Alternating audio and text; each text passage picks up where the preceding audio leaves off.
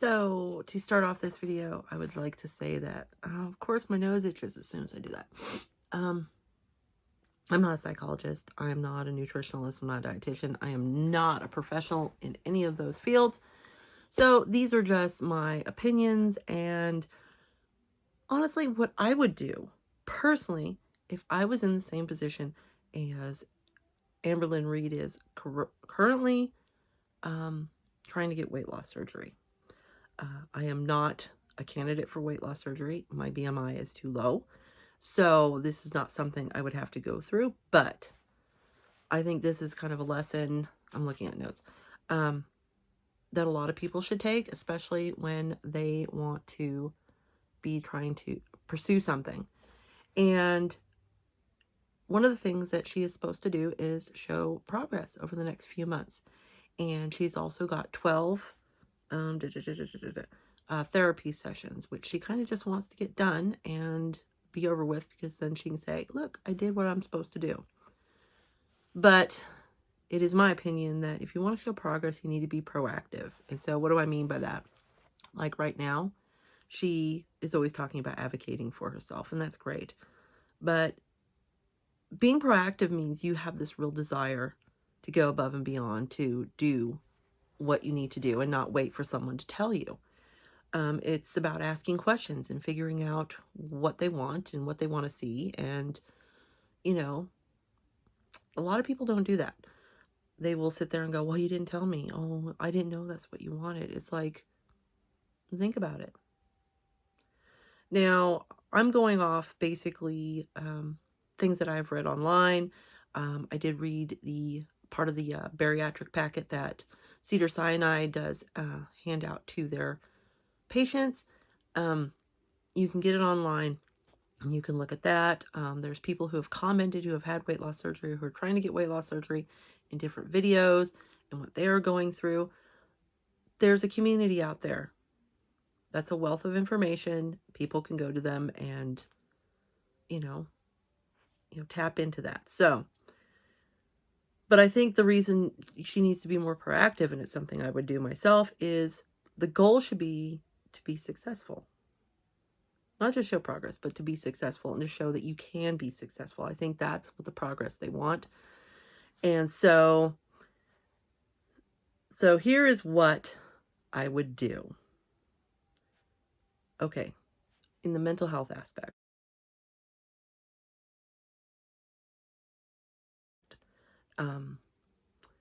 So there are certain things that a lot of people who are facing weight loss surgery need to deal with. A lot of them have food addiction. A lot of us, including, just about anybody, a lot of emotional eating, and some people have poor relationships with food and have disordered eating. And so one of the things you cannot do after weight loss surgery is you cannot turn to food for emotional support. So that is taken away. So what are you going to do? And some of the issues that some people face, and a common one, is people wind up very depressed because they have nothing to turn to when life gets rough and when they're sad and all that. So they start, becoming more depressed. I had a nice big word for it. I don't remember what it is. But there's a lot of depression, along with following weight loss surgery, especially.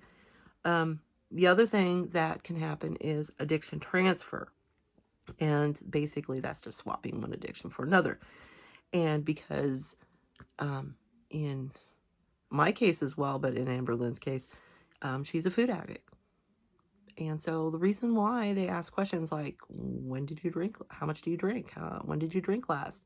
I'm sure the other thing that was not brought up was the Delta 8 gummies. She has other addictions as well, including shopping. So there can be addiction transfer, and some of the addictions that you transfer to can be more harmful than you think, such as alcohol, such as tobacco. So that's something they don't want to see. And so this is from her latest video. Some of the goals that her therapist has set forth for is regulating her emotions, processing trauma, relationship with her body and food, and coping skills. And so she's got 12 sessions. What I personally would focus on is the regulating of emotions, because if emotional eating is something that's serious, then it has to be dealt with prior to surgery, so you don't try to do that after surgery. Again, if you can't, you're going to wind up depressed, or you're going to switch addictions and find something that makes you feel good.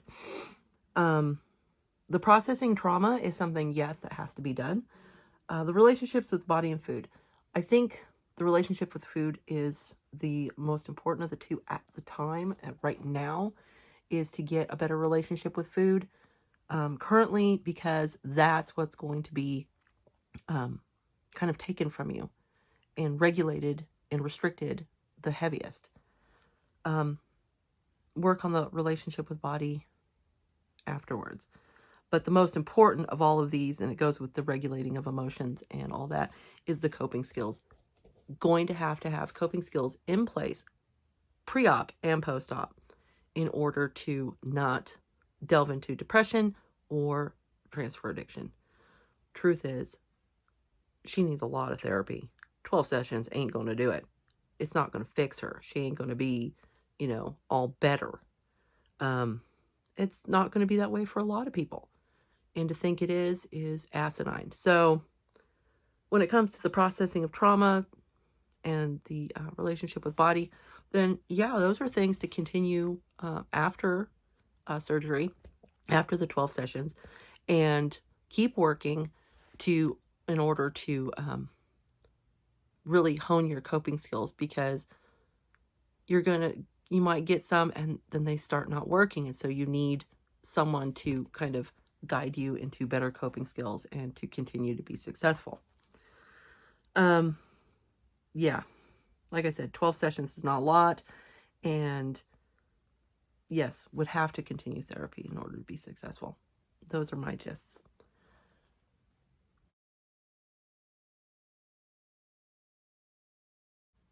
As for exercise, it's not something I've really wanted to delve into here. All I will say, yes, exercise is important preoperatively and postoperatively with bariatric surgery. But her issues are more due to her size. One of the things there was no mention of, and considering she has alluded to issues with her ankle and her foot not being straight after a fall, she needed physical therapy, and I don't think she got it. And when you're her size, you need to know how to exercise. This is all I'm going to say about exercise. She needs to know how to exercise, not just pull something off, YouTube and decide to do it. She needs someone who is a professional, who has expertise dealing with people with limited mobility and super morbid obesity, and have them kind of set up a program to help her so she does not hurt herself. Because that's what a lot of people do. And, right now I'm doing a push-up challenge, and I look at my form and it sucks. But at the same time, I have issues that make it very difficult for me to do a push-up anyway. So I have to modify it. I don't want to hurt myself, but at the same time, it is very easy to hurt yourself when you exercise, especially if you're not fit and you're not mobile enough, or you have excessive weight, because that can throw you completely off. So that's all I'm going to say about exercise. The big thing is diet. And in her most recent video, she did talk about what she's eating. And I call bullshit, but that's just me. So when it comes to diet, what I would do is, and this is what the bariatric packet from Cedars-Sinai also had, and it's, foods that you should be starting to eat, and what you need to incorporate in your diet, especially post-operatively, and what foods you need to eliminate, such as carbonated drinks and spicy foods and highly processed carbs, because they're empty and they serve, no nutritional purpose really. So I would start doing those changes now. And that's what the dietitian's for. That's what the packet is that she got. It's all there. I would start working on it now. And, if she likes her spicy food, why can't she have it? Talk about, that's what the dietitian's for. They're there to guide you and explain why. So, but she needs to embrace those changes now in order to be successful. Because one of the things that she has an issue with, which goes back to her mental health, is she does not like to restrict food. And that goes back to the trauma of her childhood. And that's where part of her relationship with food is bad. And anybody who's ever watched her for any extended period of time, as in years, can see that she does not like to restrict food. And she has even alluded to why she does not like to restrict food, even though she hasn't come out specifically to say why. You can pick up on it. But then again, I'm not a psychologist, so what do I know? I think also, too, she needs to really look into what is expected from when she has a liquid diet and a clear liquid diet. Because while you do the liquid diet before and then do the clear liquid just days before surgery, you will have to continue the clear liquid after surgery and then go on to the liquid diet and then finally soft food and progress from there. That can be very difficult. If you've ever been in the hospital and had to do a clear liquid diet, which they bring to you, broth gets boring real quick. So, but a liquid diet is slightly better. It does include other things. Clear liquid is just the broths, the waters, the teas, the jellos, and stuff like that. But what she needs to do, she needs to look at the choices, because not all of them are going to work. Not all of them are things she's going to like, and she does not like to force herself to eat things that she does not like. So, this is the time to show progress by finding out what she likes, what she does not like, and what will work for her. That's what I would do. Yeah, because if you're not going to like it and you're going to have to eat it or consume it and you don't want to, you're going to stop. That's just how it is. Personally, I don't like brown rice. I don't want to eat brown rice. I will not eat brown rice. I don't care if you tell me it's the healthiest food on the planet. I'm not going to eat it. I don't like it. That's just it. Just end of conversation. I don't like it. I don't like mushrooms, and I don't like olives either. And you can kiss my butt if you think I'm going to eat those. I don't care. You can tell me it's a miracle that'll make me lose weight and be my goal weight in a moment, and I will stay there forever. I will not eat those. I'd rather eat a chocolate. So she needs to look at what choices she has and find out what she likes. But she needs to also look into what other people have used. So like different protein shakes. I've heard that Premier protein shakes are a little hard on the stomach after surgery. Even though they are a good choice, she might have to try something else. It might be too much. Try the smoothies. What kind of smoothies? What do they want in their smoothies? Greek yogurt. She doesn't really like Greek yogurt. And I'm sorry, I'm on the same page with the plain non-fat Greek yogurt. It blows. It's disgusting, in my opinion. I wouldn't eat that if they told me I had to. So that's going to be an issue, or you have to get used to it. Another thing too, and I've thought about this, and I haven't seen any of them do it, anabolic ice cream. Is that a liquid or is it a soft food? I don't know. I would give it a try. If she needs to give up sodas, while she doesn't have to do that right now, maybe she should drink, if she likes that flavored, look at the Propel waters or Mios instead of soda and start doing that.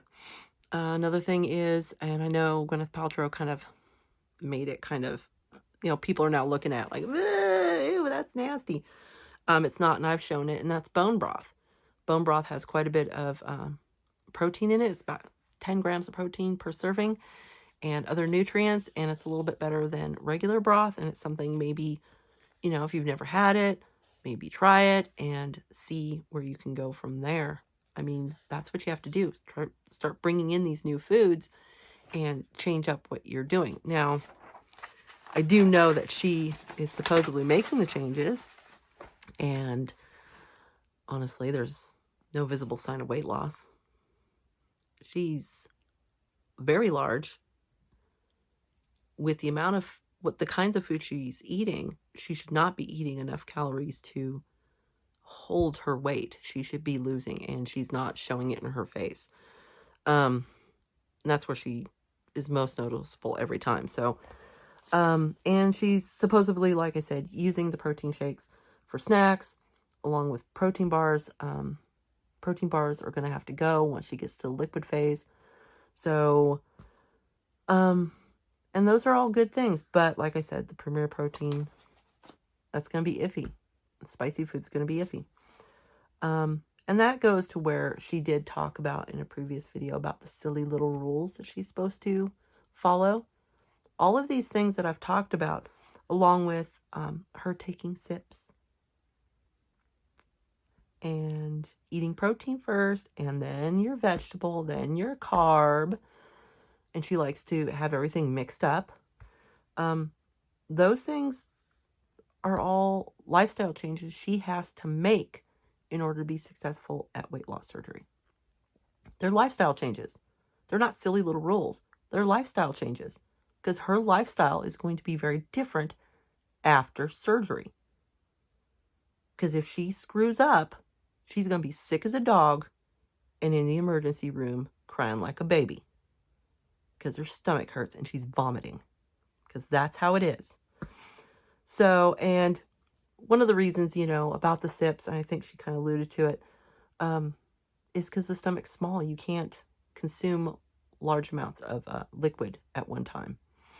And the same reason for why they want you to eat the protein first is because, and this is where I do know what I'm talking about, the stomach is where most protein is broken down and absorbed, and all the nutrients for protein are basically broken down within the stomach. With a smaller stomach, it's not going to work as well. And so what happens is a lot of them wind up with poor absorption of protein after surgery because they altered their stomach. It's what they need to do to restrict the food, but at the same time, you can become malnourished when it comes to your protein. You might not get enough, so that's why it's really important. And she could practice that by keeping her food separate and then eating a little protein, just a few bites, then a little vegetable, then a little carb, and just keep going in that circle and just getting used to it and making it a habit. Because, it's making these habits that, is what's important. Because like I said, these are not just little habits to do, silly little rules. These are habits she needs to make in order to make the lifestyle changes necessary to be successful after surgery. It's all about after surgery. Because, let's see, I've been bad at reading my notes. Because I think that's what the surgical team is looking at. They're not looking at, oh, you're following all the little rules, and so, well, we'll cut you open and, take out part of your stomach. Cool. No, what they're looking at is, where's your life going to be in like 2 to 3 years? Are you going to be back up to your original weight or higher? If so, you're not a successful, you're not a good candidate for weight loss surgery. That's what they're looking at. And that's part of, I think, for me, this is what I would think would be the progress they'd want to see. Is they would want to see just a little bit of weight change. They would want to see that the lifestyle changes you're going to have to make post-surgery are now becoming lifestyle changes now. The dietitian will see that. She's supposed to keep a food journal. They'll hear about it, from the therapist. Is it successful? Is it doing well? Does she have the coping mechanisms? That's all what any of these are, is so that she, after surgery, does not balloon back up to 500 plus pounds. That's what they want. That's how I interpret it. That's how I see it. And this is what I would do if I wanted to be successful, if I was 500 pounds and I wanted surgery and I wanted to keep that weight off and not put my health at risk any longer, this is what I would do. And that's why, just my opinions, that's it. So, be proactive, get on the ball, and start making the changes now, small changes, over the course of the next few months, in order for them to become habits for the lifestyle you're going to live after surgery. All right, so that's all I have to say about that. Maybe she'll see it, maybe she won't, but if you're about to get weight loss surgery or you're thinking about it, hopefully this might, maybe this resonated with you. I don't know. I'm hoping so. Anyway, have a great day.